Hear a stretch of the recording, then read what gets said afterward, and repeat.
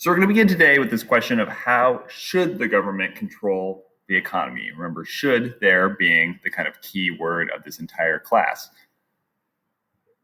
What we believe as individuals the government should or shouldn't do to control the economy is an aspect of our ideology. So there's no clear and concise answer to any of these things and any of these questions that we're about to pose. We're going to explore the history of this debate in the United States and how it has affected the way that we view the economy and we view economics. Now, remember that economics is part philosophy and part science. It's trying to predict how best to influence human behavior and how to predict human behavior. But of course, as we said before, humans are irrational.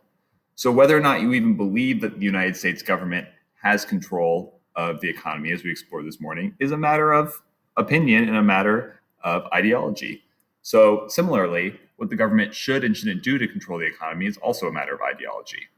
Now, some people believe that the free markets, or those forces of supply and demand, should be totally unregulated, and the basic principles of supply and demand will set prices, will set wages, and anything that stands in their way will limit the potential.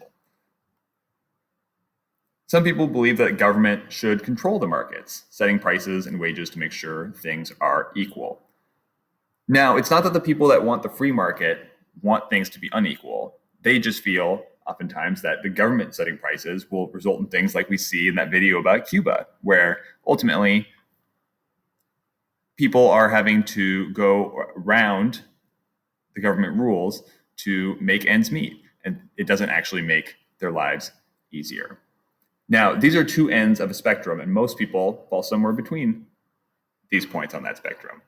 The far extreme of the free market would be people like Ronald Reagan, who followed the beliefs of that guy Milton Friedman we explored before break, this idea of getting rid of regulations that supposedly stop the forces of supply and demand. The other end would be total government control. A full communist government, similar to Joseph Stalin, is one that often Americans point to because he also was pretty murderous in his policies. But Fidel Castro could be another example, like we looked at in Cuba, or Vietnam, or for a long time, the Chinese government. So let's talk about economic theory in the United States. The United States is a capitalist economy, right? We exist in this idea that capitalism did not start with the United States, but the United States has been very vehement in fighting any opposition to capitalism. So communism came about much later as a kind of alternative to capitalism, the idea that the capitalist economy is imperfect and that there are ways to do better. And the United States, as a nation, has literally gone to war to try to throw this idea off and try to fight communism and protect this capitalist system. But why? The Constitution doesn't say anything about an economy. It doesn't say that the economy will be capitalist or that it won't be communist. The only thing the Constitution really says about the economy is that Congress has the power to regulate commerce and impose taxes. So Congress has power, if anyone does, to control the economy at all. But there's nothing in the Constitution that says how the economy should function or that it should be capitalist.